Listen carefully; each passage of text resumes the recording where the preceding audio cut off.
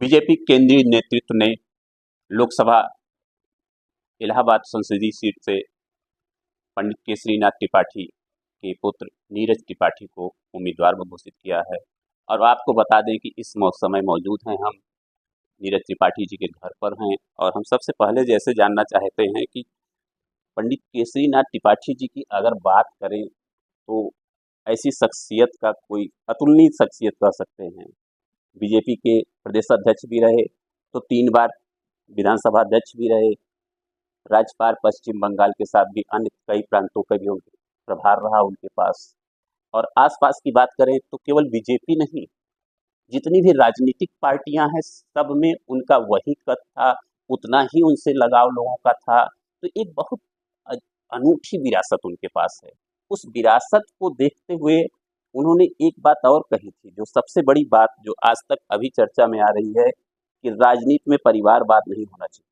उन्होंने कहा जब मैं नहीं रहूंगा, अपने समर्थकों से अपने लोगों से उन्होंने कहा था कि जब मैं नहीं रहूंगा तब मेरे बेटे को राजनीति में लाइएगा। इस बात को बीजेपी ने पूरा किया और अब उनके न रहने पर अब सीधे तौर पर इस जिम्मेदारी को आपको निर्वहन करना है। तो इस जिम्मेदारी के साथ साथ शहर पर देखते हैं कि इलाहाबाद संसदीय सीट कहना नहीं चाहिए कि वो सीट ही है प्रधानमंत्री, कई प्रधानमंत्रियों को दिया। तो आज वहां से आप सांसद उम्मीदवार के रूप में है, कैसे देखते हैं?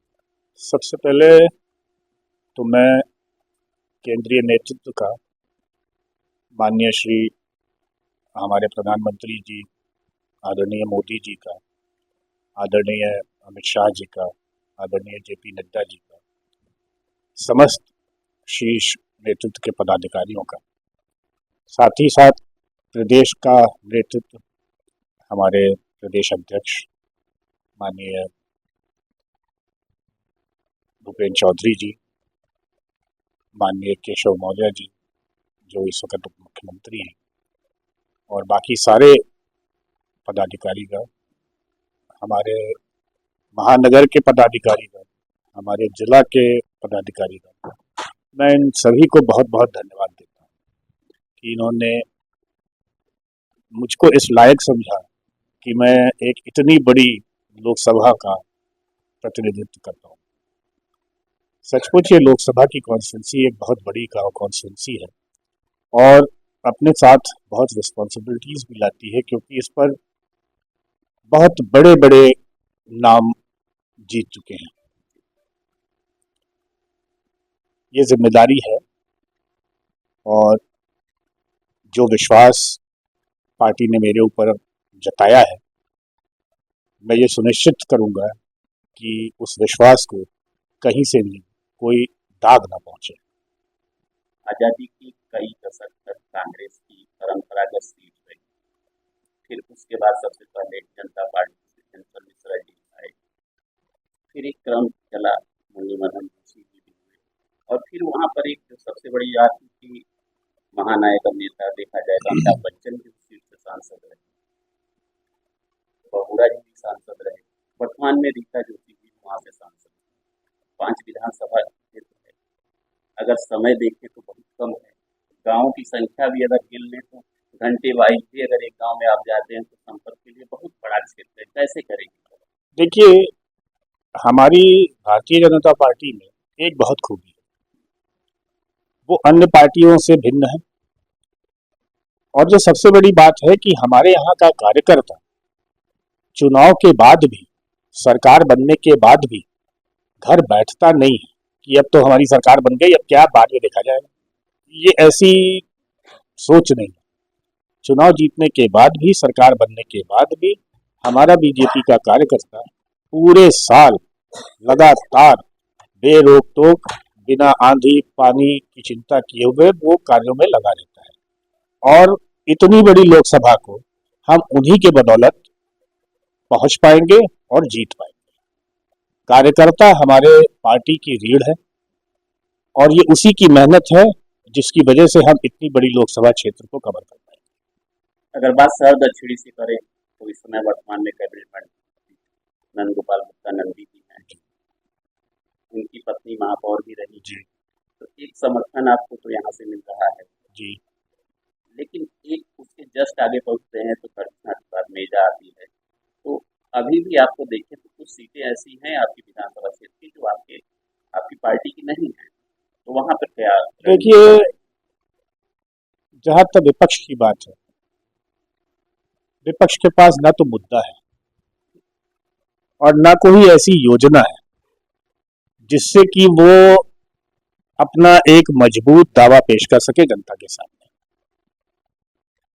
हमारे माननीय मोदी जी ने पिछली बार, पिछले 10 सालों से मैं कहूंगा कि पहली बार से जो वादे किए वो वादे पूरे किए। चाहे वो राम मंदिर बनाने का हो, चाहे वो यूनिफॉर्म सिविल कोड का हो, चाहे वो गरीबी उन्मूलन पर हो, उज्ज्वला कनेक्शन हो, हमने जो जो वादे किए, महिला सशक्तिकरण पर हमने जो जो वादे किए वो एक एक करके पूरे किए। बहुत पहले की बात नहीं है, अभी कुछ दिन पहले की बात है कि हिमाचल प्रदेश में जब कांग्रेस की सरकार बनी थी पिछली बार, तो उन्होंने 1 लाख नौकरी देने का वादा किया था सरकार बनने के बाद। और उन्होंने ये कहा था कि सरकार बनते ही 1 लाख नौकरी देंगे, परंतु सरकार बनने के बाद उन्होंने उसको सीधे सीधे मना कर दिया। उन्होंने कहा कि हमने ये कभी वादा नहीं किया था कि हम 1 लाख नौकरियां देंगे। लेकिन यहाँ पर अभी पिछले साल का ही डाटा है कि 70,000 पीपीएफ अकाउंट खुले, 70 लाख पीपीएफ अकाउंट खुलने का मतलब सभी जानते हैं कि पीपीएफ अकाउंट खुलने का मतलब है कि 70 लाख नौकरियां लगी। जी।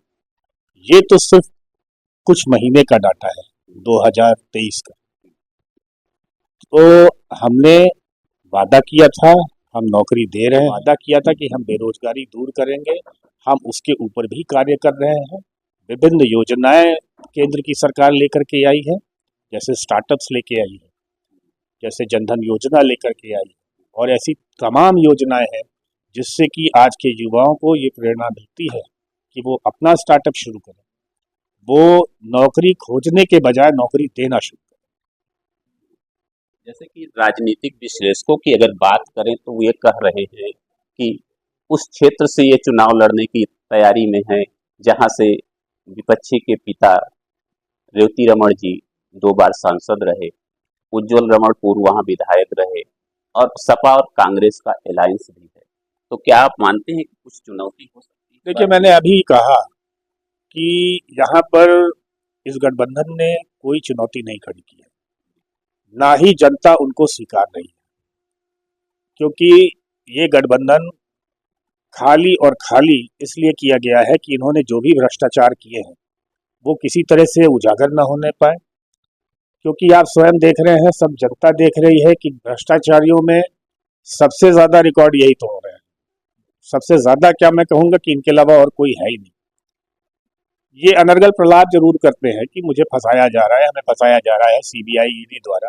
सभी जानते हैं कि ये सारी इंडिपेंडेंट संस्थाएं हैं, और अगर इनकी बातों को हम मान भी लें तो अगर ऐसी बात है तो न्यायालय तो सबूतों पर चलती है, न्यायालय तो सबूत देखती है।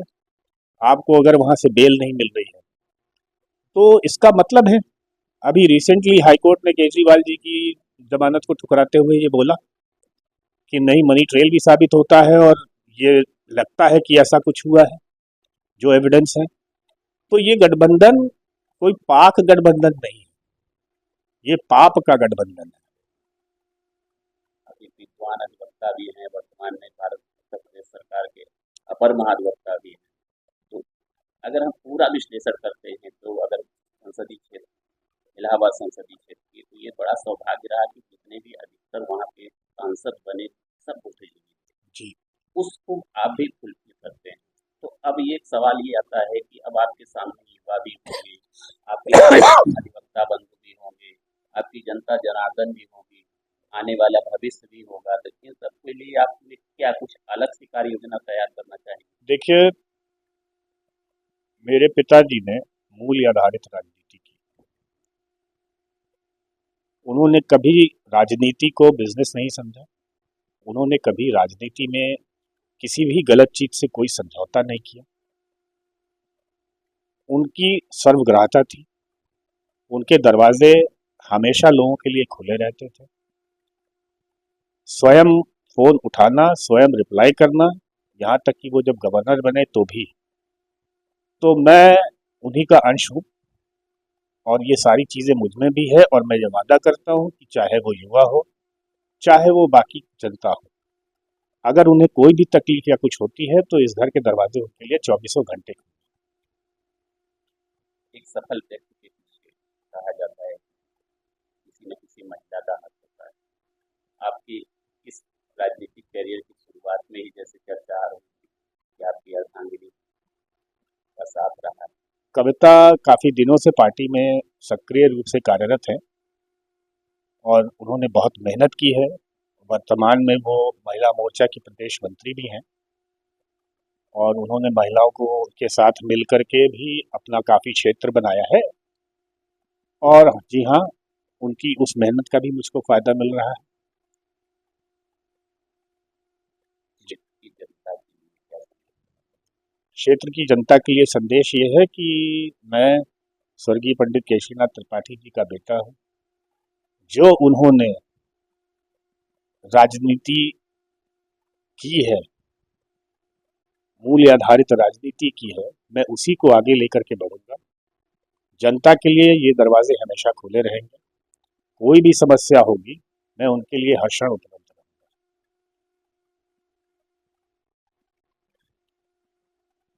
इलाहाबाद संसदीय क्षेत्र के बीजेपी से उम्मीदवार नीरज त्रिपाठी जी साफ शब्दों में कहते हैं कि उनके पिता पंडित केसरीनाथ त्रिपाठी जी जीवन मूल्य आधारित राजनीति करते थे। मानवीय मूल्यों को सबसे महत्वपूर्ण था उनके लिए, और वास्तव में लोगों ने देखा भी था। और यहाँ पर उन्होंने जो जीवन जिया था, वो एक साहित्यकार थे, विद्वान थे, बहुत अच्छे और कुछ सफल अधिवक्ता थे, कुशल राजनीतिक थे, लेकिन इसके साथ साथ ही बहुत बेहतरीन इंसान भी थे। उनके दरवाजे हमेशा खुले होते थे। सेम उसी सिद्धांत, उसी परिपाटी को नीरज जी भी जिंदा रखना चाहते हैं और उसको आगे बढ़ाना चाहते हैं।